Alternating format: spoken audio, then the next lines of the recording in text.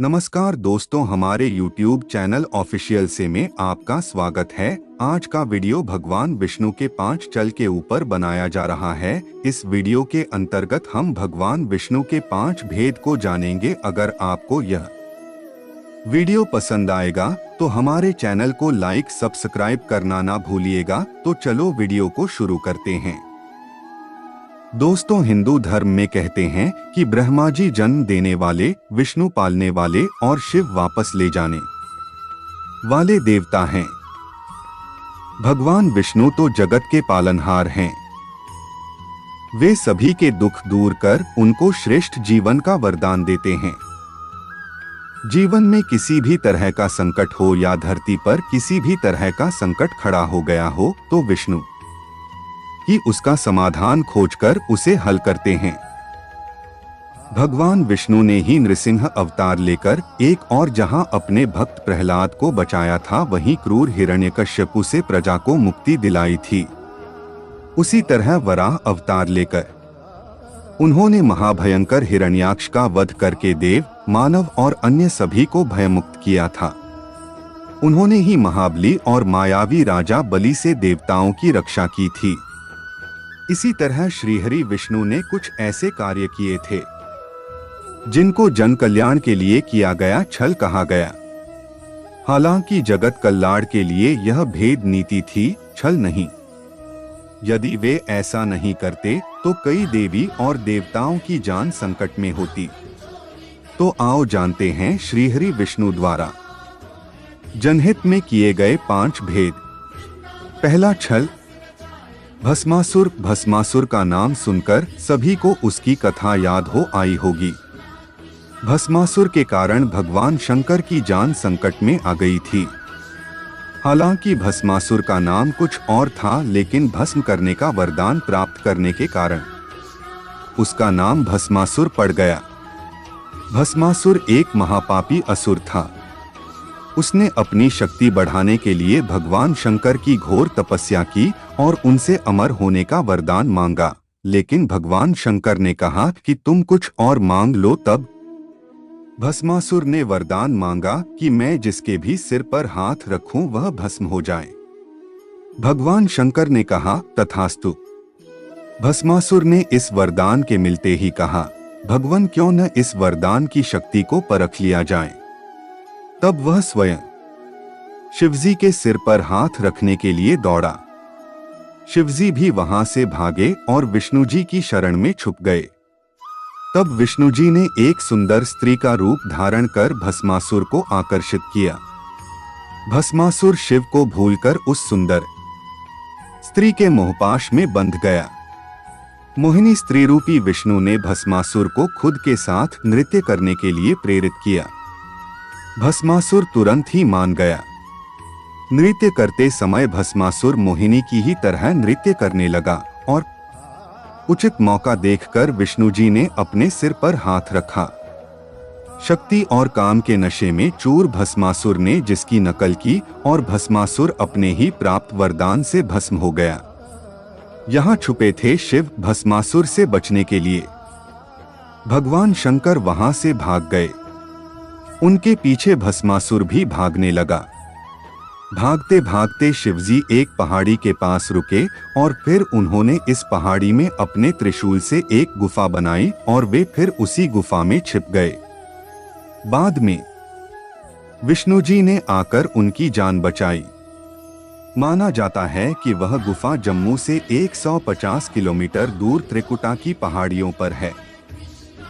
इन खूबसूरत पहाड़ियों को देखने से ही मन शांत हो जाता है। इस गुफा में हर दिन सैकड़ों की तादाद में शिव भक्त शिव की आराधना करते हैं। दूसरा, छल। वृंदा श्रीमद्देवी भागवत पुराण अनुसार जलंधर असुर शिव का अंश था, लेकिन उसे इसका पता नहीं था। जलंधर बहुत ही शक्तिशाली असुर था। इंद्र को पराजित कर जलंधर तीनों लोकों का स्वामी बन बैठा था। यमराज भी उससे डरते थे। श्रीमद्देवी भागवत पुराण अनुसार एक बार भगवान शिव ने अपना तेज समुद्र में फेंक दिया तथा इससे जलंधर उत्पन्न हुआ। माना जाता है कि जलंधर में अपार शक्ति थी और उसकी शक्ति का कारण थी उसकी पत्नी वृंदा। वृंदा के पतिव्रत धर्म के कारण सभी देवी देवता मिलकर भी जलंधर को पराजित नहीं कर पा रहे थे। जलंधर को इससे अपने शक्तिशाली होने का अभिमान हो गया और वह वृंदा के पतिव्रत धर्म की अवहेलना करके देवताओं के विरुद्ध कार्य कर उनकी स्त्रियों को सताने लगा। जलंधर को मालूम था कि ब्रह्मांड में सबसे शक्तिशाली कोई है तो वे हैं देवों के देव महादेव। जलंधर ने खुद को सर्वशक्तिमान रूप में स्थापित करने के लिए क्रमशः पहले इंद्र को परास्त किया और त्रिलोकाधिपति बन गया। इसके बाद उसने विष्णु लोक पर आक्रमण किया। जलंधर ने विष्णु को परास्त कर देवी लक्ष्मी को विष्णु से छीन लेने की योजना बनाई। इसके चलते उसने बैकुंठ पर आक्रमण कर दिया, लेकिन देवी लक्ष्मी ने जलंधर से कहा कि हम दोनों ही जल से उत्पन्न हुए हैं, इसलिए हम भाई बहन हैं। देवी लक्ष्मी की बातों से जलंधर प्रभावित हुआ और लक्ष्मी को बहन मानकर बैकुंठ से चला गया। इसके बाद उसने कैलाश पर आक्रमण करने की योजना बनाई और अपने सभी असुरों को इकट्ठा किया और कैलाश जाकर देवी पार्वती को पत्नी बनाने के लिए प्रयास करने लगा। इससे देवी पार्वती क्रोधित हो गईं और तब महादेव को जलंधर से युद्ध करना पड़ा, लेकिन वृंदा के सतीत्व के कारण भगवान शिव का हर प्रहार जलंधर निष्फल कर देता था। अंत में देवताओं ने मिलकर योजना बनाई और भगवान विष्णु जलंधर का वेश धारण करके वृंदा के पास पहुंच गए। वृंदा भगवान विष्णु को अपना पति जलंधर समझकर उनके साथ पत्नी के समान व्यवहार करने लगी।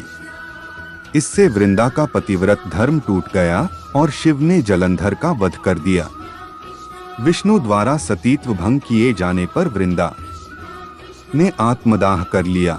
तब उसकी राख के ऊपर तुलसी का एक पौधा जन्मा। तुलसी देवी वृंदा का ही स्वरूप है, जिसे भगवान विष्णु लक्ष्मी से भी अधिक प्रिय मानते हैं। भारत के पंजाब प्रांत में वर्तमान जालंधर नगर जलंधर के नाम पर ही है। जालंधर में आज भी असुरराज जलंधर की पत्नी देवी वृंदा का मंदिर मोहल्ला कोट किशनचंद में स्थित है। मान्यता है कि यहाँ एक प्राचीन गुफा थी जो सीधी हरिद्वार तक जाती थी।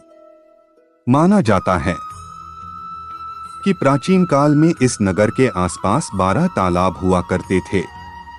नगर में जाने के लिए नाव का सहारा लेना पड़ता था। तीसरा छल। मोहिनी जब इंद्र दैत्यों के राजा बलि से युद्ध में हार गए, तब हताश और निराश हुए देवता ब्रह्मा जी को साथ लेकर श्रीहरि विष्णु के आश्रय में गए और उनसे अपना स्वर्गलोक वापस पाने के लिए प्रार्थना करने लगे। श्रीहरि ने कहा कि आप सभी देवतागण दैत्यों से सुलह कर लें और उनका सहयोग पाकर मदरांचल को मथानी तथा वासुकी नाग को रस्सी बनाकर क्षीरसागर का मंथन करें। समुद्र मंथन से जो अमृत प्राप्त होगा उसे पिलाकर मैं आप सभी देवताओं को अजरमर कर दूंगा। तत्पश्चात ही देवता दैत्यों का विनाश करके पुनः स्वर्ग का आधिपत्य पा सकेंगे। देवताओं के राजा इंद्र दैत्यों के राजा बलि के पास गए और उनके समक्ष समुद्र मंथन का प्रस्ताव रखा और अमृत की बात बताई। अमृत के लालच में आकर दैत्य ने देवताओं का साथ देने का वचन दिया। देवताओं और दैत्यों ने अपनी पूरी शक्ति लगाकर मदरांचल पर्वत को उठाकर समुद्र तट पर लेकर जाने की चेष्टा की, लेकिन नहीं उठा पाए। तब श्रीहरि ने उसे उठाकर समुद्र में रख दिया। मदरांचल को मथानी एवं वासुकी नाग की रस्सी बनाकर समुद्र मंथन का शुभ कार्य आरंभ हुआ। श्री विष्णु की नजर मथानी पर पड़ी, जो कि अंदर की ओर धंसती चली जा रही थी। यह देखकर उन्होंने स्वयं कच्छप बनाकर अपनी पीठ पर मदरांचल पर्वत को रख लिया। तत्पश्चात समुद्र मंथन से लक्ष्मी, कौस्तुभ, पारिजात, सुरा, धन्वंतरी, चंद्रमा, पुष्पक, ऐरावत, 5 जन्य, शंख, रंभा, कामधेनु, उच्चैःश्रवा और अंत में अमृत कुंभ निकले, जिसे लेकर धन्वंतरी जी आए। उनके हाथों से अमृत कलश छीनकर दैत्य भागने लगे ताकि देवताओं से पूर्व अमृत पान करके वे अमर हो जाएं। दैत्यों के बीच कलश के लिए झगड़ा शुरू हो गया और देवता हताश खड़े थे। श्री विष्णु अति सुंदर नारी का रूप धारण करके देवता और दैत्यों के बीच पहुंच गए और उन्होंने अमृत को समान रूप से बांटने का प्रस्ताव रखा। दैत्यों ने मोहित होकर अमृत का कलश श्री विष्णु को सौंप दिया। मोहिनी रूपधारी विष्णु ने कहा कि मैं जैसे भी विभाजन का कार्य करूं, चाहे वह उचित हो या अनुचित, तुम लोग बीच में बाधा उत्पन्न न करने का वचन दो, तभी मैं इस काम को करूंगी। सभी ने मोहिनी रूपी भगवान की बात मान ली। देवता और दैत्य अलग अलग पंक्तियों में बैठ गए।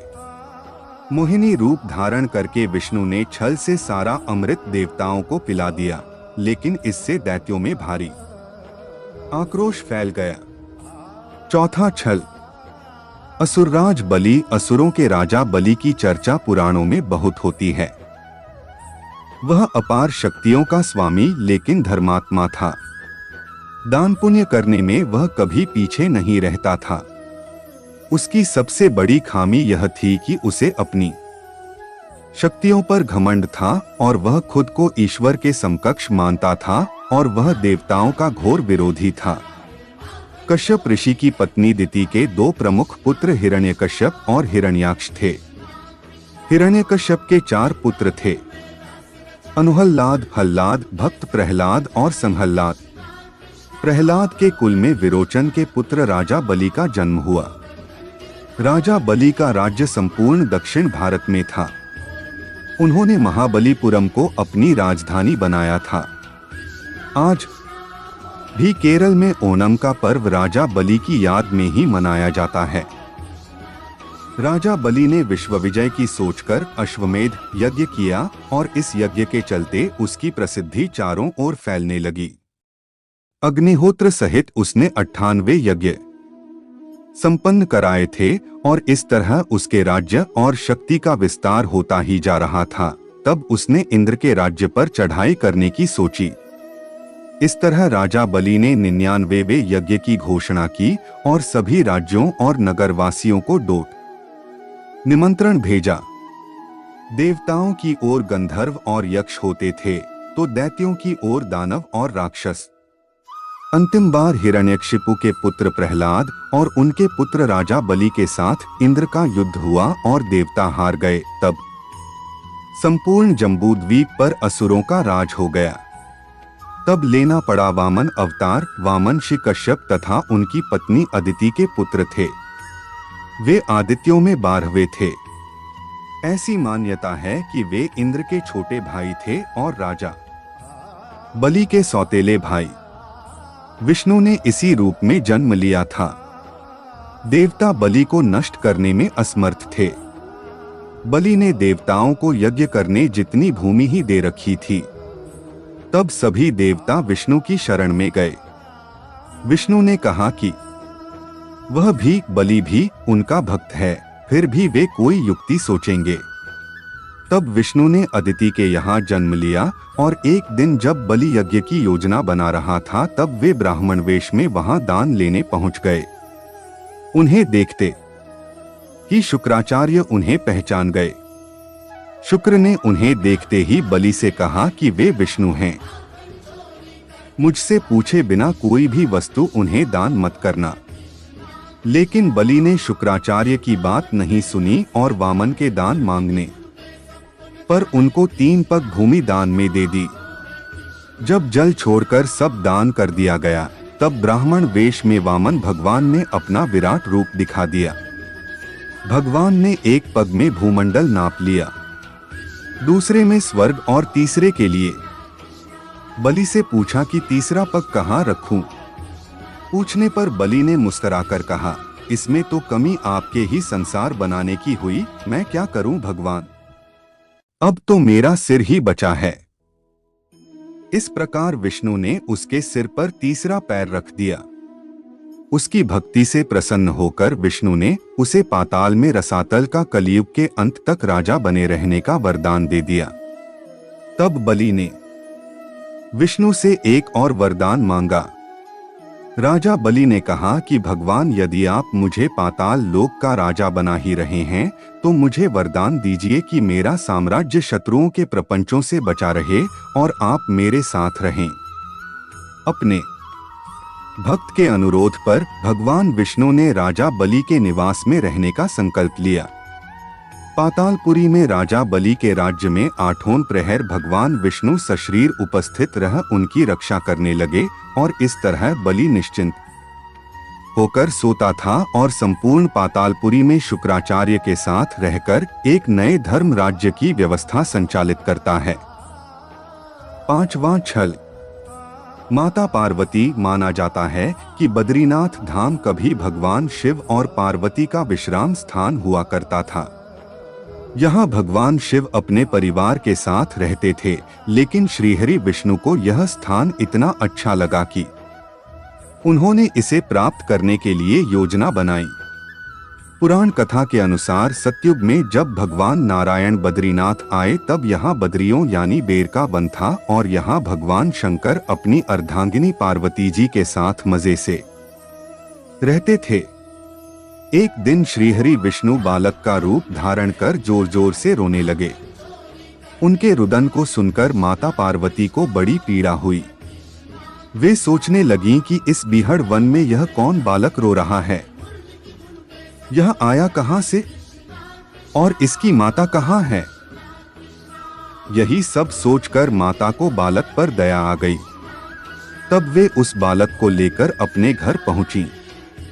शिवजी तुरंत ही समझ गए कि यह कोई विष्णु की लीला है। उन्होंने पार्वती से इस बालक को घर के बाहर छोड़ देने का आग्रह किया और कहा कि वह अपने आप ही कुछ देर रोकर चला जाएगा। लेकिन पार्वती माँ ने उनकी बात नहीं मानी और बालक को घर में ले जाकर चुप कराकर सुलाने लगी। कुछ ही देर में बालक सो गया। तब माता पार्वती बाहर आ गईं और शिवजी के साथ कुछ दूर भ्रमण पर चली गईं। भगवान विष्णु को इसी पल का इंतजार था। इन्होंने उठकर घर का दरवाजा बंद कर दिया। भगवान शिव और पार्वती जब घर लौटे तो द्वार अंदर से बंद था। इन्होंने जब बालक से द्वार खोलने के लिए कहा तब अंदर से भगवान विष्णु ने कहा कि अब आप भूल जाइए भगवान, यह स्थान मुझे बहुत पसंद आ गया है, मुझे यहीं विश्राम करने दीजिए। अब आप यहाँ से केदारनाथ जाएं। तब से लेकर आज तक बद्रीनाथ यहाँ पर अपने भक्तों को दर्शन दे रहे हैं और भगवान शिव केदारनाथ में